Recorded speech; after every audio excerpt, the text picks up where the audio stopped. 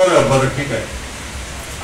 कोणाला तरी बागेतून लिंब आणायला सांगितली. लिंब पूर्वी बाग होती तिकडे तिकडे त्यावेळेला तिकडे तलाव होतं आणि त्या तलावावरती आम्ही आंघोळी सगळे करायला जायचो.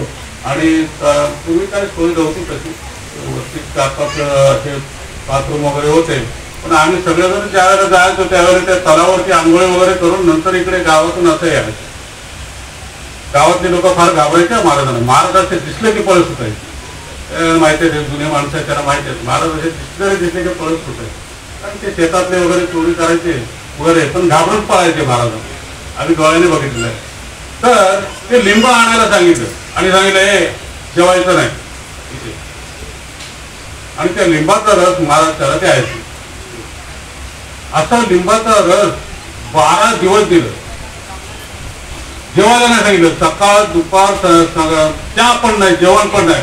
त्याला 12 दिवस उपाशी ठेवलं महाराजांनी. 12 दिवस. आणि शेवटच्या दिवशी आम्ही सगळे होतो तिथे. जेवायची वेळ झाली होती. त्याला वाटलं आज मला म्हणजे जायची वेळ आली होती इकडे मुंबईला. तर त्याला वाटलं मला जेवायला सांगतील ना महाराज, हे इकडे जेवायचं नाही, इकडे मालाडला घरी जाऊन जेवायचं म्हणा.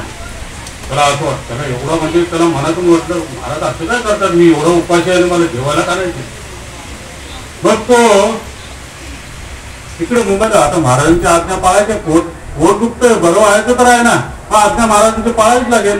काय खाल्लं नाही ते घरी येऊन जेवला. पण ते दुखणं त्याचं गेलं